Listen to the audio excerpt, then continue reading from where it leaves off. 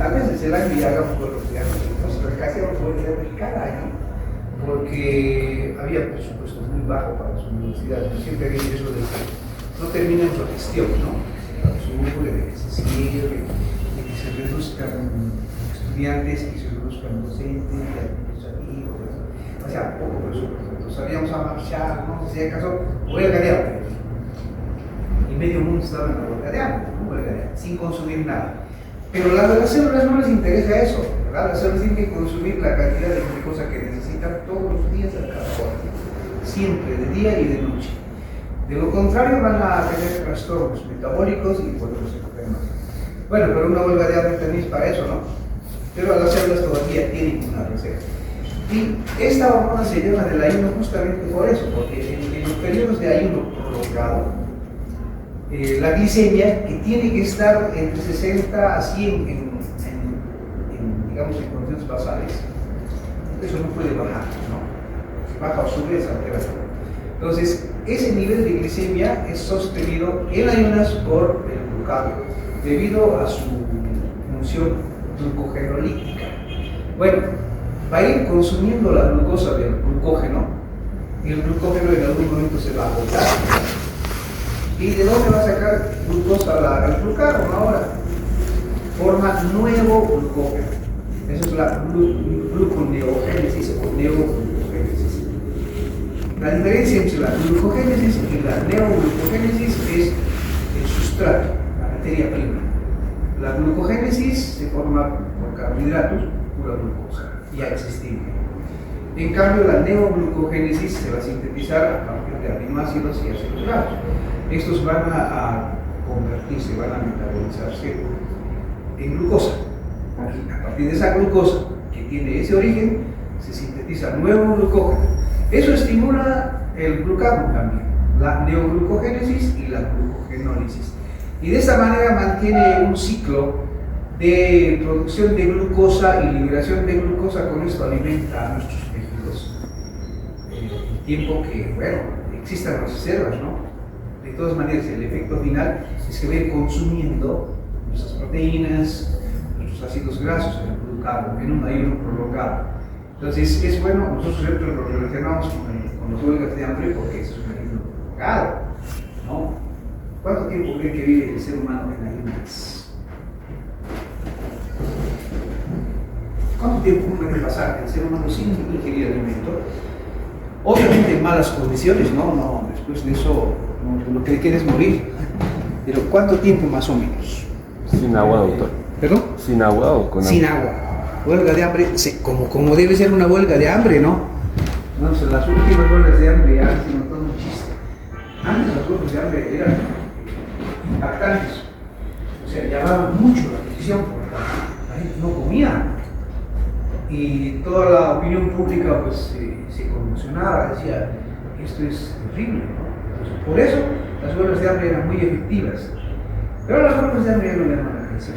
Nadie, porque ya ni siquiera el huelguista hace una huelga. Pero ya ese es otro tema. O sea, se ha devaluado por el día, nadie cree en las huelgas de hambre. Pero ya una huelga de hambre bien hecha. 3 días. 3 días. 3 días. ¿Y después mueren? Una semana. Una semana. O sea, son cálculos propios, ¿no es cierto? Bueno, este estudio no se hace, obviamente nadie lo ha hecho, ¿no? Científicamente, nadie se ha propuesto ver en qué tiempo el ser humano va a morir sin comer. Pero se ha dado la historia sin ese propósito científico, pero se ha observado que el ser humano puede vivir entre más o menos como un promedio de 4 semanas sin comer, ¿no? Obviamente los últimos días está en coma, ya tiene muchas funciones alteradas, el cerebro probablemente ya, la mitad del cerebro muerto, por decir algo. No sé si hablamos de esto con ustedes, pero en el siglo pasado hubo una lucha de los irlandeses contra el coloniaje de Inglaterra. ¿No es cierto que los irlandeses estaban sometidos por Inglaterra? Hasta ahora, ¿no? Ese es el Reino Unido, etc. Siempre han estado así, ¿no? Entonces un grupo de irlandeses decidieron rebelarse, se rebelaron por mucho tiempo. Como no es un ejército grande, se dedicaron a luchar de otra manera. Y una de esas formas era una huelga de hambre. Entonces, un guerrillero del ejército revolucionario irlandés, así se llamaba, echaba en huelga hasta morir. Moría, en ese tiempo más o menos. Luego de muerto él, inmediatamente entraba otro. Y así, esto ha debido durar varios meses. Y entonces casi cada mes moría uno. Eso sí impactaba al mundo, ¿no? O sea, era noticia mundial. Todo el mundo estaba consternado por eso. Ahora están muriendo mucha gente, ¿no? En Gaza, de hambre, y nadie se consterna por eso. O ustedes están tristes por eso. Pues ni siquiera saben qué es Gaza, porque he hablado con amigos y todo eso. ¿Qué es eso, hermano? Están más ocupados. Bueno, pero obviamente esto nadie puede obligar a uno a pensar de una u otra manera, ni a conmoverse de forma sensible, ¿no? Sino que llama la atención del comportamiento humano. Bueno, volviendo al ejército revolucionario irlandés, esos hechos han demostrado que el ser humano puede vivir ese tiempo. No pasaron más de 10, 30 días. 30 días estaban muertos, unos morían antes inclusive. Creo que el que más aguantó hasta 30 días, no tengo con exactitud, pero entre 3 a 4 semanas. Ese es el tiempo entonces en que el ser humano todavía está con vida, totalmente deteriorado, sin probar alimento alguno, ni agua. Bueno, en los sueños de hambre, bueno, muy bien. A los 3 días ya están saliendo en cartilla, con el himno nacional y todo. 3 días. Y después de haber comido dulces en la noche, tomado mates. Pero los buenos de hambre que hagamos es la siguiente gestión, ya saben, tiene que ser como el ejército revolucionario irlandés. ¿Ve? Si no, nos van a cerrar la revolución. Los nuevos candidatos están planeando achicar el Estado. Eso significa que el Estado va a tener todos los ingresos económicos. Achicar, ya no gana plata el Estado, ¿no? Porque el Estado es medio de empresas. Achicar significa privatizar las empresas, tener poco dinero.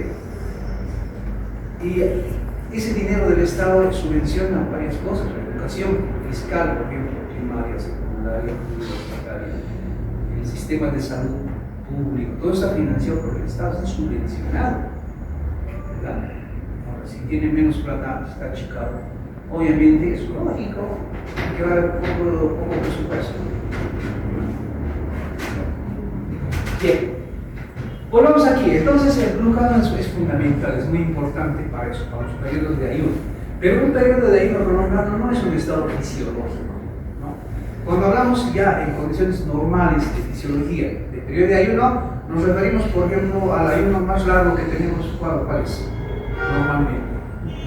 6 horas al dormir, doctor. Durante el sueño, ¿verdad? Durante el sueño. Ese es el periodo. Más o menos con dormir, digamos 12 horas, ¿no? Así está calculado, 12 horas.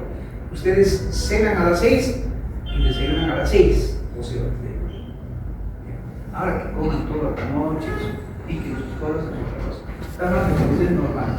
En ese estado, este glucagón mantiene los niveles de glicemia normales. Gracias al glucagón es que no desfallecemos, porque si la glicemia disminuye, ya vamos a ver lo que pasa después. Bueno, estimula la captación de ácidos grasos y el catabolismo proteico muscular. Este es igual que el cortisol, el glucagón también tiene efecto más catabólico que anabólico. Entonces puede decir que es una hormona catabolizante, porque los tejidos que ya están formados en nuestro cuerpo son degradados, son catabolizados por esta hormona. Por eso es que va a hacer, interviene o provoca la neoglucogénesis, ¿no? Porque para hacer nueva glucosa, nuevo glucógeno, ¿de dónde va a sacar aminoácidos? De las proteínas nuestras que ya están en nuestros músculos, cumpliendo su trabajo, ¿no? Y huesos también. ¿Sí? Si dejamos todo el trabajo solamente al glucagón, seguramente el glucagón va a terminar con nuestro tejido conjuntivo. Vamos a acabar sin músculos, sin huesos, todo eso. Claro, ese estado nunca llega. Yo estoy poniendo este comentario para imaginar qué es lo que podría pasar si solo trabajara el glucagón, por ejemplo, y estuviésemos en ayunas siempre. ¿Esto servirá para bajar de peso? Claro, no. Cuando digo claro, estoy pensando como otra persona, entre comillas. Uno dirá, claro que sí, ¿no? Si no como, el glucagón me va a mantener como glicemia normal y el glucagón va a acabar con mis adipocitos, ¿no? Y yo voy a adelgazar. Claro, que no solo va a acabar con los alimentos. Sí, no va a acabar, pero va a disminuir. Pero también va a disminuir sus proteínas y sus huesos. Tendrán una vida esbelta, pero sus huesos van a ser así frágiles como de plastofón. Y eso tiene otro tipo de secuelas. Bueno, entonces, lo mejor es vivir la vida fisiológicamente. Comer todos los días, comer todos los alimentos que nos indica la naturaleza a las que nos hemos adaptado, comer grasas, carbohidratos, proteínas, minerales, agua, vitaminas, todos los días. Pero entonces lo saludable, ¿dónde está? ¿No? En las fuentes de ellos y en las cantidades y proporciones. Eso es alimentación saludable. ¿Sí? Alimentación saludable no es solo cambiar la grasa por la lechuga, eso no es saludable. Necesitamos grasa también, pero no una cantidad exagerada de grasas. Necesitamos lechugas también. Y resulta que a veces no comemos nada de verduras y más carbohidratos, más grasas, etc. Eso es una alimentación insalubre. Bueno, necesitamos agua. ¿Pero qué tomamos?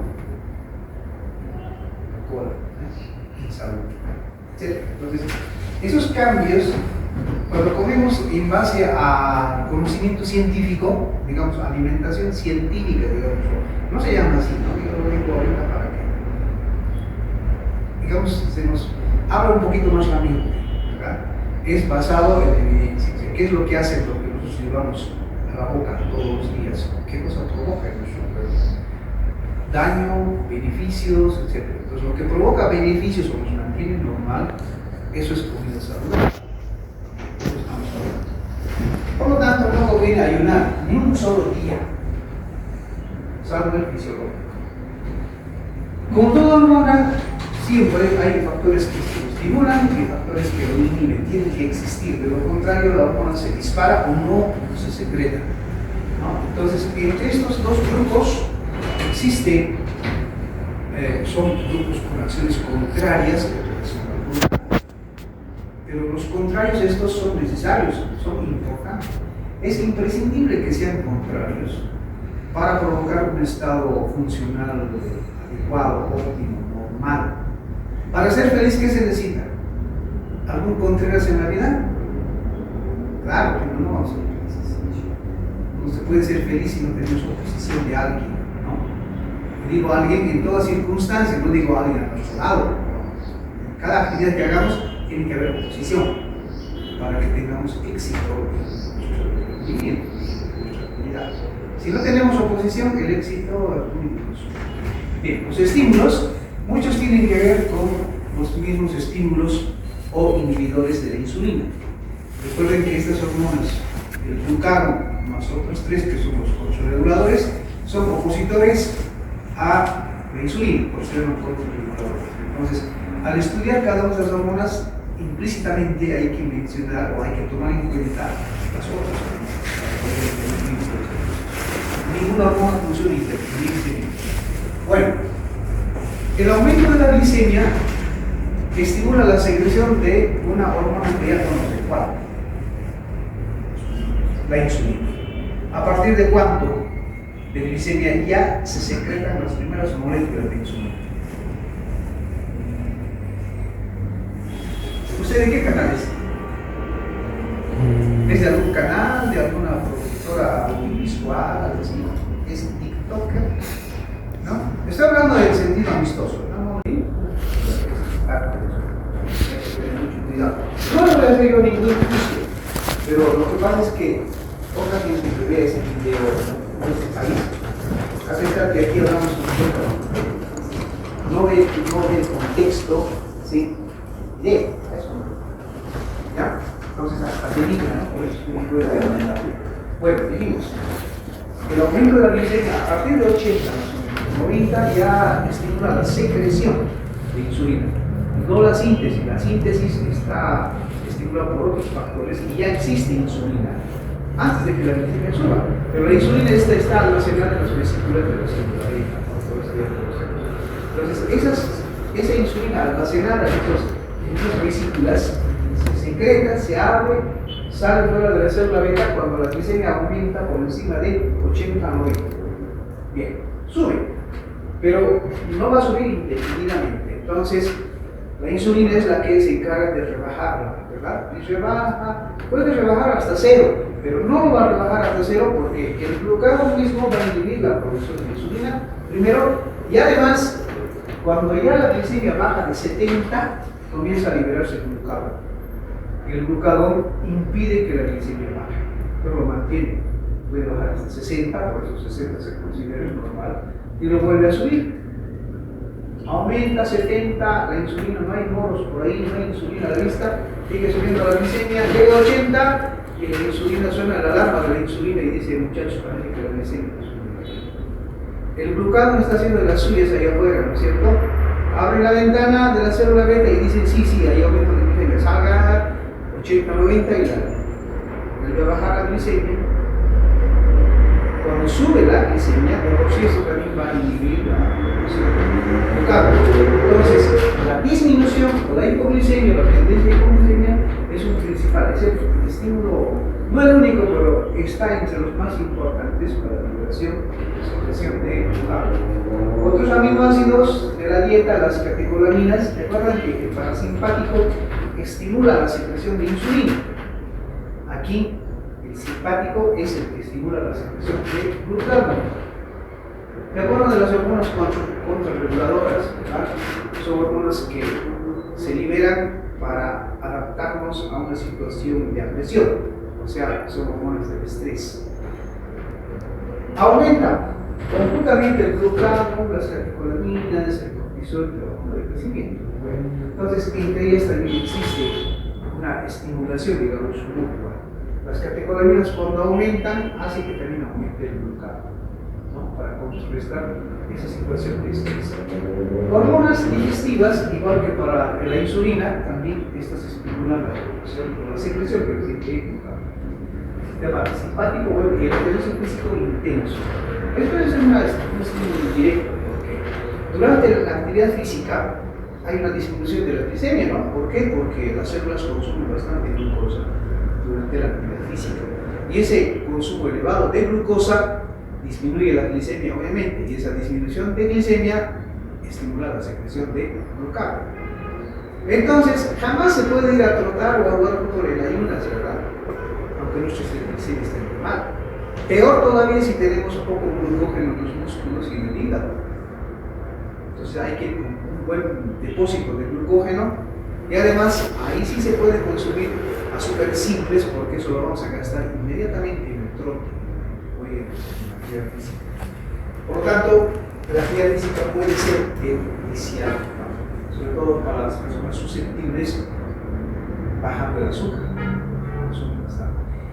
El músculo continúa consumiendo glucosa, esto es muy importante en el tratamiento de la diabetes, seguramente va a ser con mucho detalle en la después de la actividad física, después de hasta 3-4 horas después, el músculo sigue consumiendo glucosa. Entonces, la tendencia a la hipoglicemia persiste, aunque no se esté produciendo glucosa.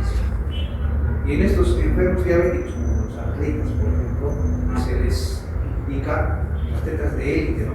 Se les indica comer cosas con carbohidratos, realmente, después de la actividad física, porque su glicemia no cae mucho. No sé si ustedes hacen actividad física, ¿hacen? Claro. Juegan fútbol o algo así. O sea, me refiero a la actividad física prolongada. El hablar también es actividad física, ¿no? Yo aquí hago actividad física, miren.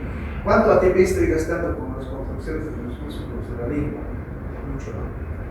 Pero no es actividad física. Una más intensa, que abarque mayor cantidad de músculos, como jugar fútbol, los trotes prolongados. No han tenido hambre después de eso. No les da hambre. ¿Sí? Incluso casi, no digamos instintivamente, pero casi automáticamente, cuando los equipos juegan en un campeonato, termina el partido y ¿qué comen? El dueño del equipo, el utilero, ya les da sándwiches. Nosotros empiezan a tomar bebidas azucaradas también, eso es para reponer lo que da experimenten ustedes, hagan ejercicio físico intenso, van a ver, si quedan sin comer nada por unas 3-4 horas después, van a ver que es el hambre, ¿no? Y esa sensación de hambre es también parte del déficit de glucosa. Bueno, inhiben la secreción, la glucosa obviamente, la hiperglicemia frena la secreción de glucagón. Los ácidos grasos, la insulina, directamente la insulina, ¿no?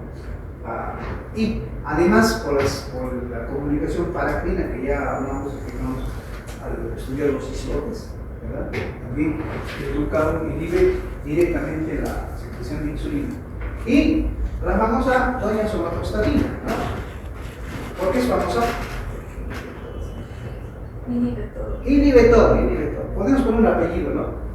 La doña somatostatina Contreras, la tóxica del barrio, ¿verdad? De Hormonolandia, algo así. Del barrio de Hormonolandia. Pero no van a poner esas cosas como un dato mnemotécnico. Somatostatina ya. ¿Ven somatostatina? No, me va a inhibir, mejor me alejo de la somatostatina. Bien, inhibe, pero es fundamental el trabajo de la somatostatina como inhibidor. Es como una mamá, ¿no? Muy severa. Nos modera, ¿no es cierto? Camina por el buen camino de la vida, valga la redundancia. Sin somatostatina, entonces todo sería un desmadre. Disculpen la expresión.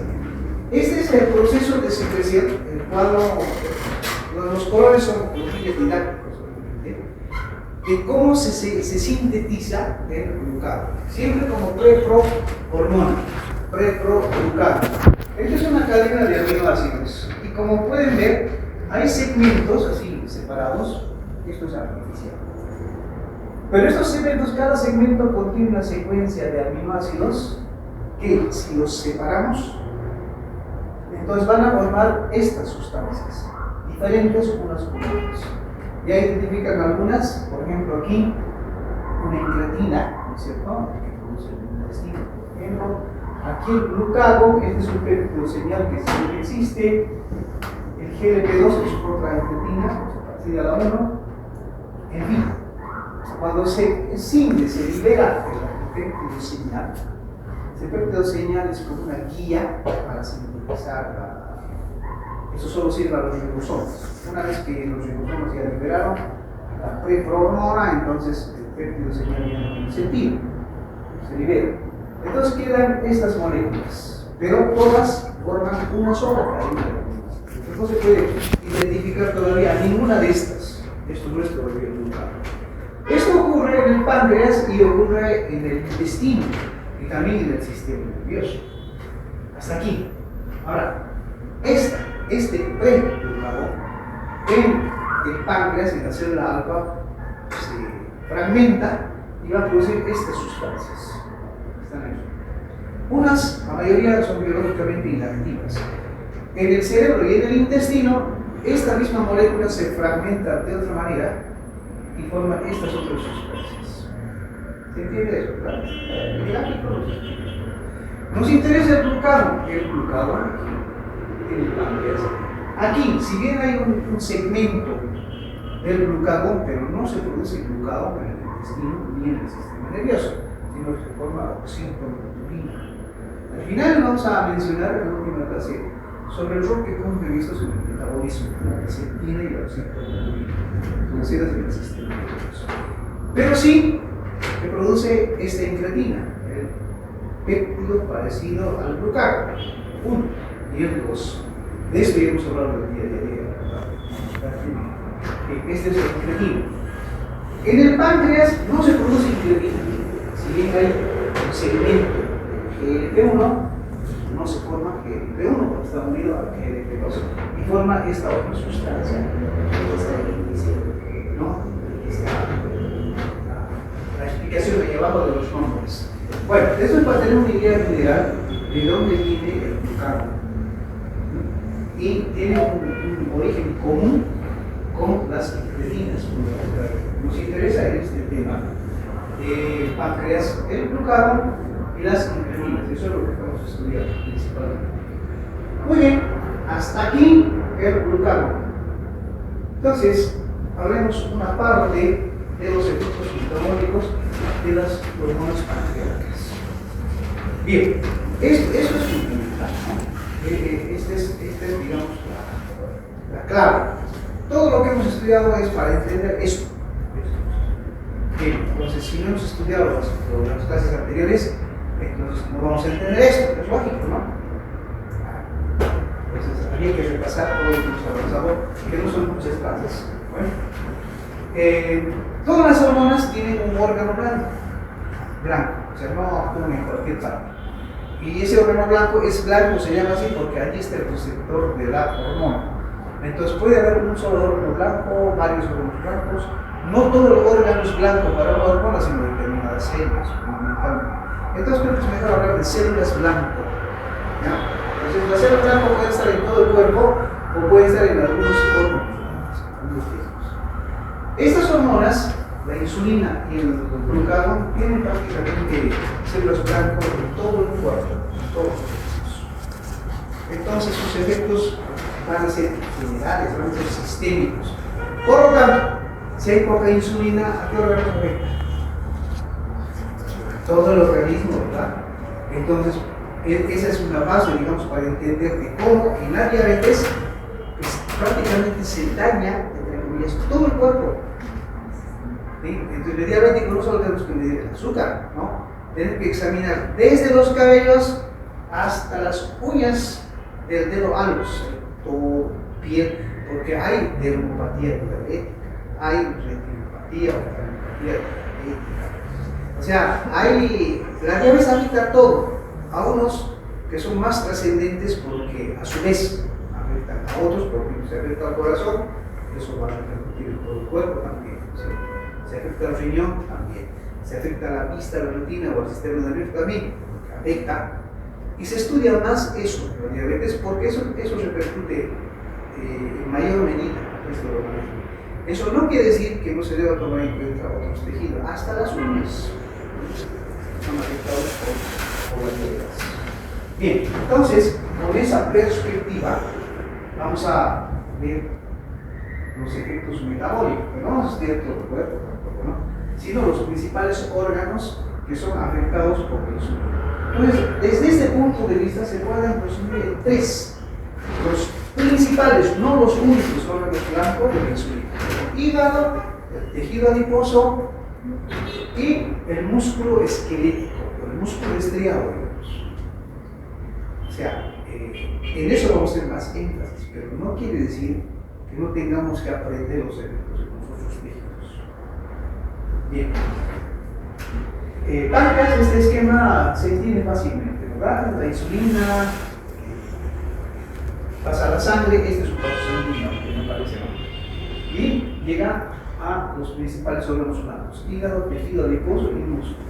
Entonces, para no hablar de todo el cuerpo, la clase va a concretarse en estudiar los efectos metabólicos en cada uno de estos tejidos.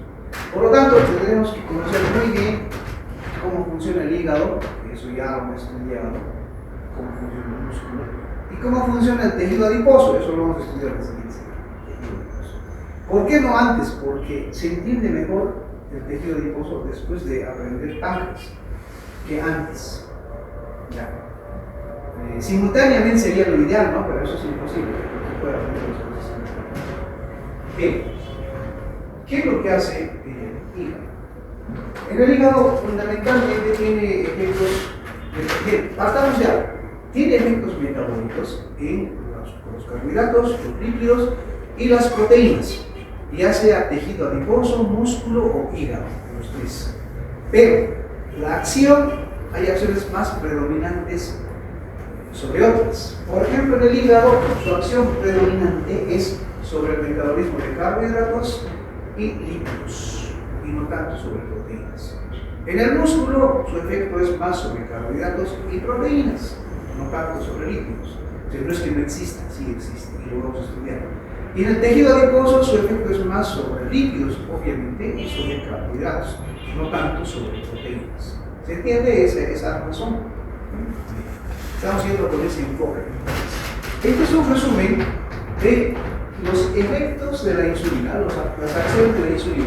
Para esto, como pueden ya notar, es imprescindible repasar bioquímica. Porque en bioquímica ustedes han estudiado el metabolismo de los carbohidratos. Todo el proceso de la glucogénesis, glucogenólisis, todo eso aquí es imprescindible porque allá han estudiado las enzimas que intervienen en cada paso, ¿no es cierto? Entonces, con ese conocimiento es muy sencillo entender lo que hace la insulina en el hígado. Entonces hay que completar con eso, si ya lo saben mucho. Entonces, en el hígado estimula la utilización de glucosa para promover la glucogénesis. Toda la glucosa que nos consumimos, no toda, pero gran parte de la glucosa que consumimos se absorbe en el intestino, pasa por el hígado. Una fracción pasa del hígado a la sangre, pero otra parte se queda en el hígado. ¿Para qué? Para quedarse guardado. Como ustedes van al mercado, compran verduras, digamos, compran a la semana, ¿cuántas cabezas de lechuga compran? Mira. Yo creo que debe haber familias que no compran ni una cabeza de lechuga, lo cual es terrible, ¿no? Ya digamos, compran una cabeza para cada día, 7 cabezas de lechuga, porque no van todos los días al mercado, ¿no? Entonces ese día no preparan las 7 cabezas, ¿no es cierto? 1 y 6 cabezas quedan guardadas ahí en el refrigerador, en un ambiente adecuado, que se mantenga fresca de los verduras. Pasa eso con la glucosa. Entonces gran parte de la glucosa queda guardada en el hígado. Pero esta glucosa tiene que ser literalmente atrapado en el hígado, de tal manera que no tenga posibilidades de salir del hígado, que nadie pueda extraerlo del hígado, o sea, asegurado. Vamos a poner un candado al refrigerador, algo así. Pero no hay eso, pero aquí sí. Bueno, ¿y eso en qué consiste? En que la glucosa, tal como la conocemos pura, la glucosa es fosforilada. Y una vez incorporado el átomo de fósforo a la glucosa, ya es difícil saber. Pero además se va a enlazar con otras glucosas fosforiladas y así formar el glucógeno. Entonces ahí solamente las enzimas tienen la llave para liberar esas glucosas. Eso es lo que en resumen vamos a explicar. Pero principalmente la acción de la insulina es este proceso que va activando, no solo esto, pero esta es la principal enzima, la glucosinasa. Es la enzima que estimula la síntesis de glucógeno. Estimula el depósito de glucógeno, o sea, hace que el glucógeno, una vez formado, se quede ahí, eso quiere decir, y que no se use. No, es como una chaperona. ¿Saben qué es chaperón? Chaperonas. Chaperón, a lo largo de la historia universal, se habla de chaperones, ¿no es cierto? Las monarquías, etc. Pero también en bioquímica han estudiado los chaperones. ¿Qué hacen los chaperones?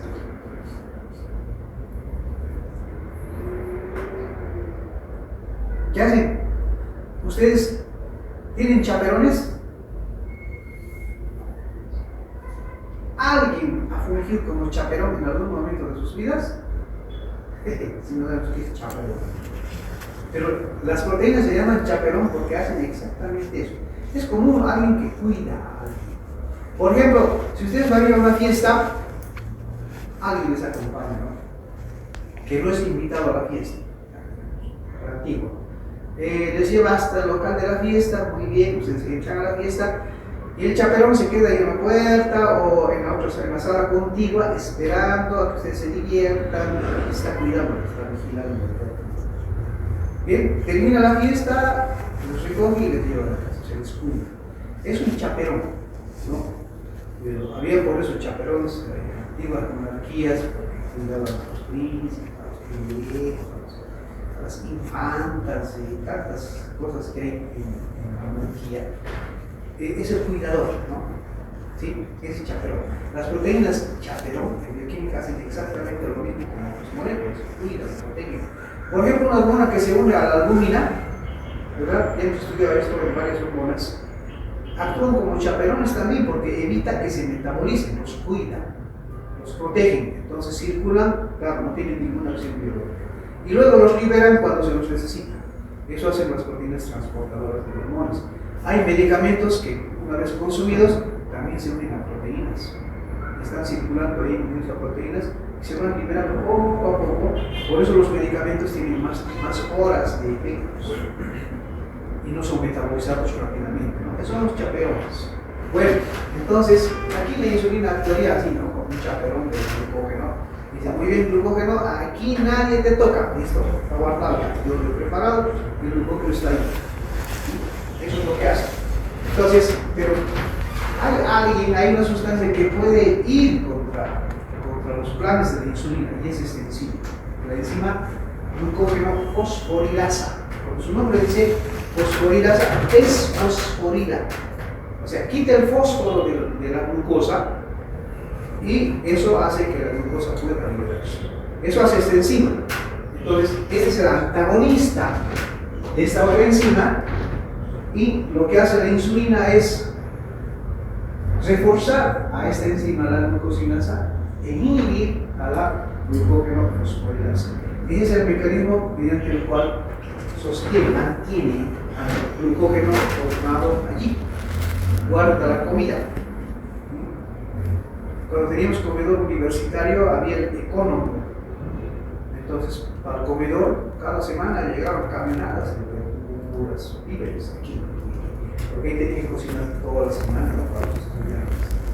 Y había el señor económico que tenía un almacén repleto de víveres, con un gigantesco refrigerador. Y entonces tenía ya, ¿no? Ese era el económico. Entonces, alguna vez no había leche en el almuerzo. Todos los almuerzos, en vez de refresco, nos daban un vaso de leche. Y un día no había refresco. ¿Y qué ha pasado? Es que el económico no ha venido, ha salido, ya no ha vuelto, que aquí, que allá, es un lío. Casi se arma una huelga tremenda ahí, con los centros de estudiantes comensales. Hasta centros de estudiantes teníamos ahí, comensales, amenazando con despedir porque estaba planificando la restricción del estudiante. Y es un atentado a los comensales. Claro, eso en esos tiempos se veía como un delito grave. Ahora, si les dan leche, ¿quiénes toman leche en el almuerzo? ¿Sus papás toman? ¿Sus abuelitas? En serio, antes en las familias, no estoy hablando de la antigüedad, hace poco nomás, no nos llevamos por mucho, ¿no? Alguna vez nos visto en un karaoke, creo, no hay mucha diferencia. Entonces, era costumbre en las casas tomar, en vez de Coca-Cola, un vaso de leche. Y eso aquí era diario. Y si alguna vez no había comida, les daban una ración seca y su bolsa de leche. Así. Eran otros tiempos. Bien. Dos mecanismos importantes de la insulina. Inhibe la producción hepática de glucosa. Ya dijimos que el hígado produce glucosa. No es que sintetiza glucosa. Aquí también, ¿no? A partir de ácidos grasos, pero no se refiere a eso. Inhibe la producción de glucosa, es la liberación de glucosa a partir del glucógeno. O sea, lo que estamos explicando, ¿no? Estamos practicando. Inhibe la formación de glucosa a partir de aminoácidos. Es decir, inhibe la gluconeogénesis. Es totalmente opuesto al glucógeno, o digo al glucagón, ¿verdad?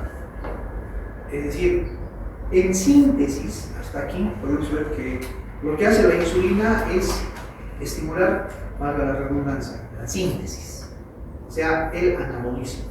La insulina es una hormona anabólica, es anabolizante.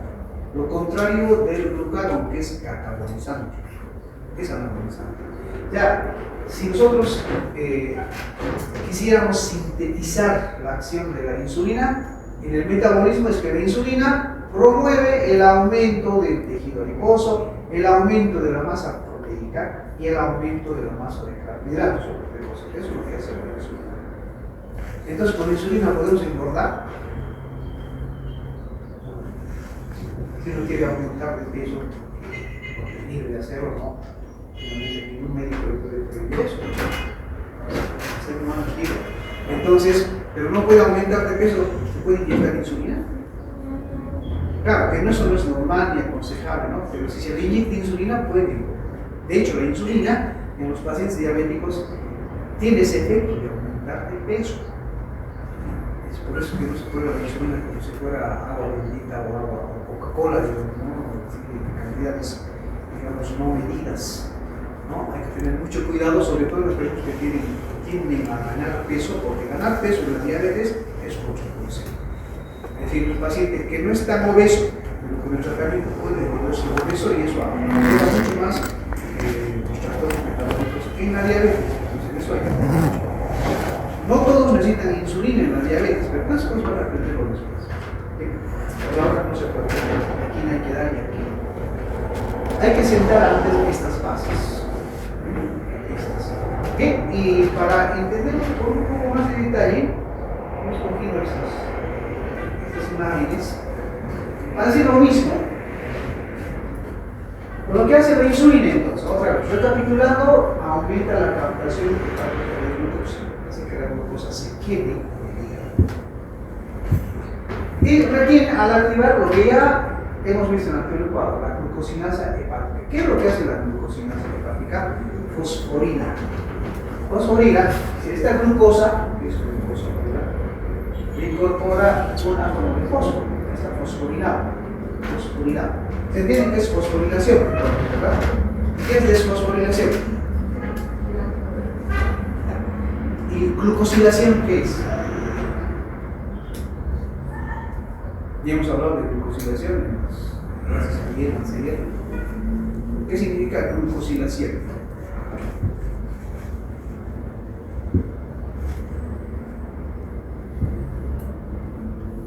Fosforilación es incorporación de fósforo. Glucosilación es.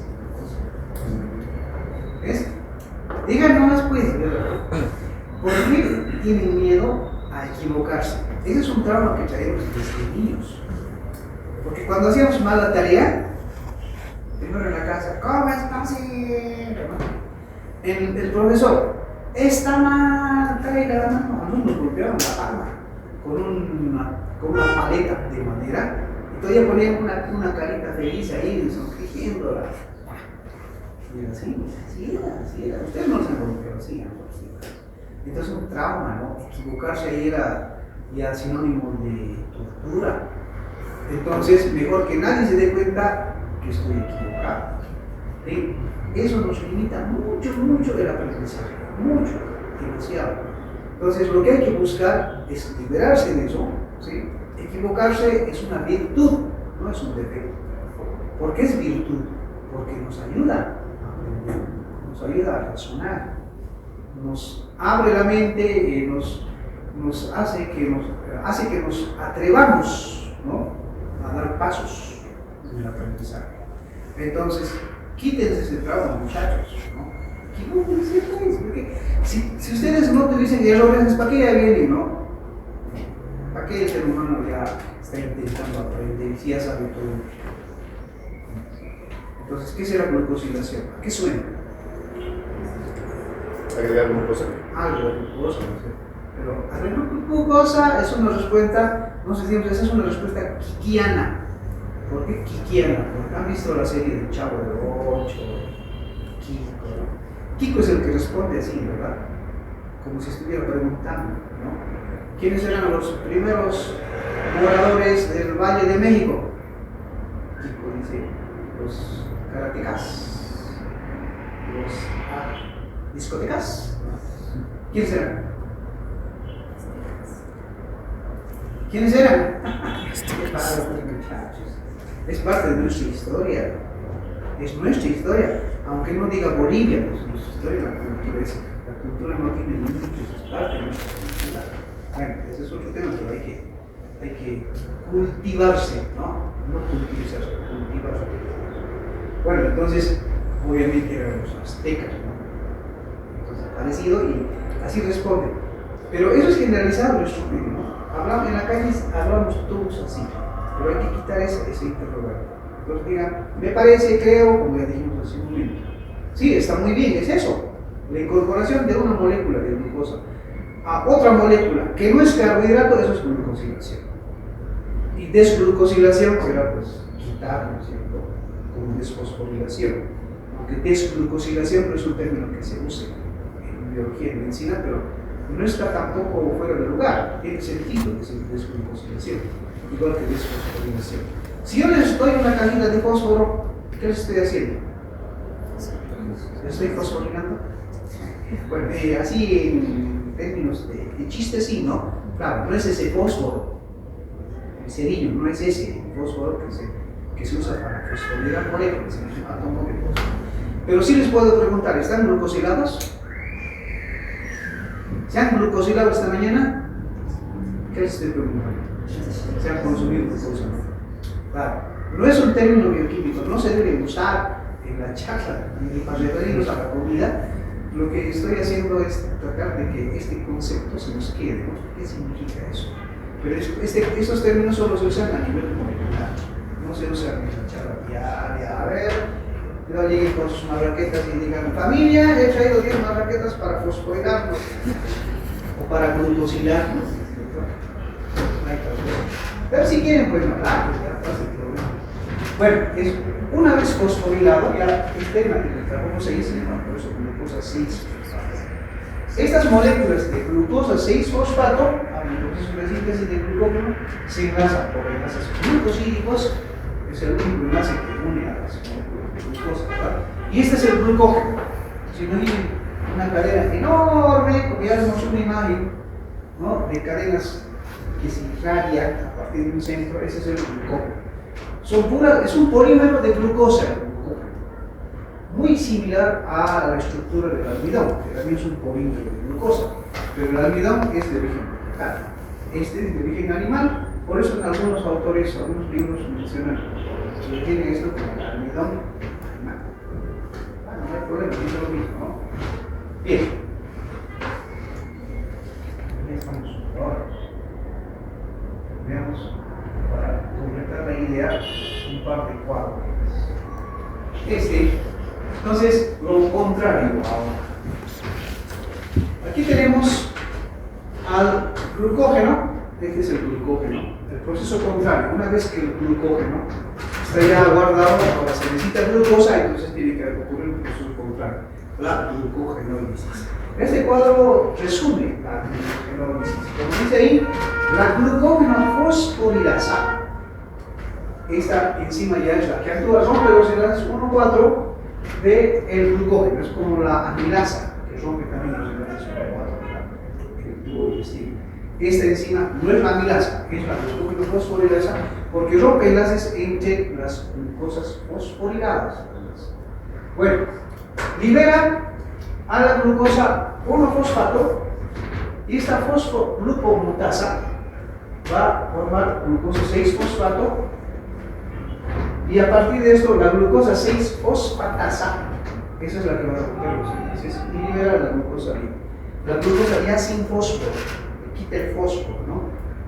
Por eso es fosfatasa. Una vez que está la glucosa 6-fosfato libre, todavía no puede salir del hígado, entonces tiene que alguien quitarle el fósforo, tiene que desfosforilar. Y esa es la enzima, glucosa 6-fosfatasa, que la libera y la glucosa queda tal como llegó, sin nada. Así como en la vida, ¿no? Llegamos sin nada y nos vamos. Llegamos sin pañales, claro, nos llevamos nuestro mejor traje seguramente, ya. Más o menos así, y la glucosa ahora es liberada y circula hacia su destino, ¿cierto? Este proceso, o sea, lo digo así muy rápido porque esto ya es bioquímica, ¿no? Y no es que aquí tengamos alergia a la bioquímica, sino lo que quiero decir es que se refuercen con la bioquímica. Es un proceso de explicación un poco más largo, y por eso que pasen con calma. Memoricen los nombres, ¿no? No necesitamos memorizar las fórmulas, nada de eso. Bien, creo que dejamos aquí y mañana vamos a continuar todavía en el hígado, pero hablando de lípidos. Bien. Luego nos va a faltar hablar del tejido adiposo y del músculo esquelético. Y con eso terminamos este camino. No, tenemos que hablar luego de qué pasa cuando falta insulina. Eso es importante, ¿no? Es el objetivo, aunque no es un tema netamente fisiológico, pero es la aplicación de la fisiología a la patología. O sea, tenemos que ver para qué sirve todo esto, ¿no? Ese es el punto. Y luego, las dos últimas clases vamos a hablar de fisiología del tejido adiposo. No les aseguro, pero ya les dije a sus compañeros, como vienen personas diferentes cada día, tengo que repetir. Estoy intentando preparar un resumen sobre fisiología del tejido adiposo.